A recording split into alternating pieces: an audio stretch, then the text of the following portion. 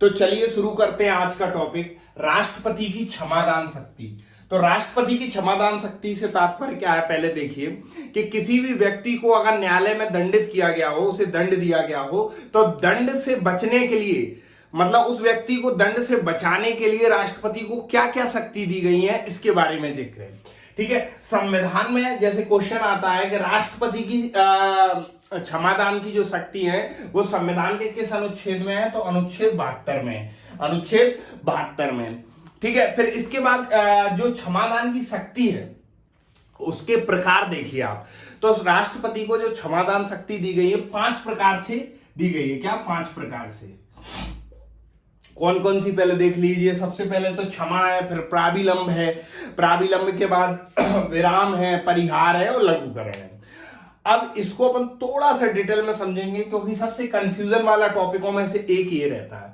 तो सबसे पहले क्षमा, दंडित व्यक्ति को दोष मुक्त या पूर्ण रूप से क्षमा। इसको समझिए, अगर किसी व्यक्ति को न्यायालय द्वारा दंडित किया गया है या राष्ट्रपति के अधिकार क्षेत्र के अंतर्गत अगर दंडित किया गया है, तो या तो राष्ट्रपति उसे दोष मुक्त कर सकता है या पूर्ण रूप से क्षमा कर सकता है। मान लीजिए कि कोई भी व्यक्ति, चाहे उसने मर्डर किया हो, आतंकवादी गतिविधियों में, किसी भी स्थिति में अगर राष्ट्रपति चाहेगा तो उसे पूर्ण रूप से क्षमा कर सकता है।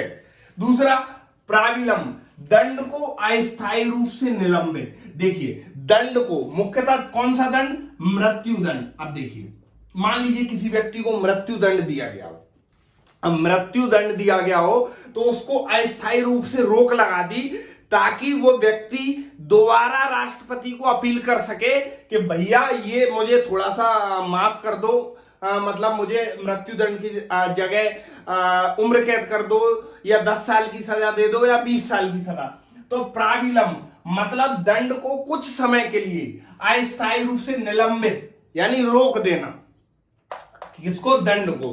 तो ये हो गया प्राविलंब की बात। तीसरा, विराम, किसी विशेष कारण से दंड को रोका जाना। दोनों में अंतर है। देखिए यहां पर ये जो प्रावधान है, प्राविलंब मतलब अस्थायी रूप से कुछ समय के लिए क्यों रोका गया, ताकि वह व्यक्ति राष्ट्रपति को फिर से अपील कर सके कि मुझे इस दंड की जगह कोई दूसरा दंड दे दो, कोई दूसरा दंड दे दो। और यहां पर विराम क्यों दिया गया, विशेष कारण से दंड को रोका जाना, यानी या फिर संविधान में लिखा दंड के निष्पादन को रोका जाना।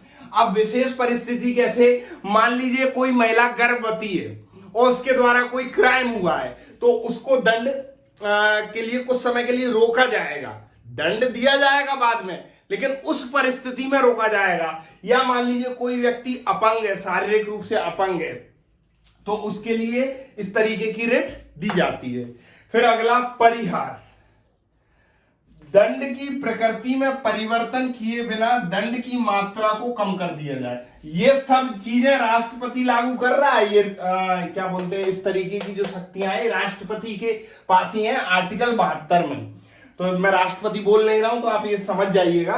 परिहार में क्या, दंड की प्रकृति में परिवर्तन किए बिना। अब देखो, जैसे मान लीजिए किसी व्यक्ति ने क्राइम किया, उसको न्यायालय ने सजा क्या दी, तुमको कठोर 20 साल का कारावास होगा। कैसा कठोर,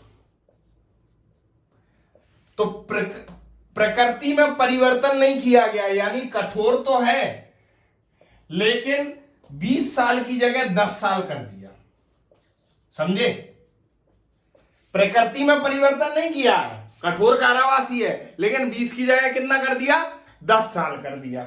समझ गए। फिर अंत में लघुकरण, दंड की प्रकृति को बदला जाता है। अब इसको भी समझ लीजिए, इसमें क्या है, मान लीजिए किसी व्यक्ति को फांसी की सजा दे दी। अब फांसी की सजा तो दे दी, अब उसने राष्ट्रपति के लिए अपील करी क्षमादान के लिए कि राष्ट्रपति, तो राष्ट्रपति फांसी को उम्र कैद में बदल सकता है,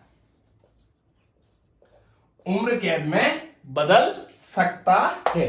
तो इस तरीके से ये प्रावधान दिए गए। आपके दिमाग में क्वेश्चन आएगा, ऐसे प्रावधान क्यों दिए गए।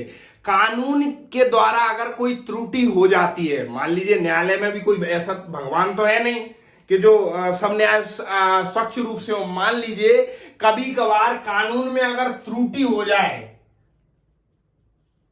यानी गलती हो जाए तो उस गलती के लिए राष्ट्रपति पर यह प्रावधान है कि वे या तो क्षमा कर सकता है, किसी भी व्यक्ति को क्षमा कर दिया, पूर्ण रूप से क्षमा कर दिया, या प्राविलम दंड को अस्थायी रूप से रोक लगा दी, या फिर विराम किसी विशेष कारण से दंड के निष्पादन को रोक दिया। मान लीजिए महिला हुई कोई, या कोई अपंग व्यक्ति हुआ, उसके लिए पर यार दंड की प्रकृति नहीं बदली, लेकिन देखा कि 20 वर्ष का कठोर कारावास ज्यादा है तो उसको 10 वर्ष कर दिया, और अंत में लघुकरण दंड की प्रकृति को बदला। मान लीजिए किसी को फांसी दी गई तो फांसी की जगह उम्र कैद में प्रावधान उम्र कैद का प्रावधान कर दिया गया। तो इस तरीके से आर्टिकल 72 के द्वारा क्षमादान शक्तियों को हम पढ़ लेते हैं। अब इसके बाद हम अगले लेक्चर में राष्ट्रपति की जो अन्य शक्तियां हैं उनके बारे में जिक्र करेंगे।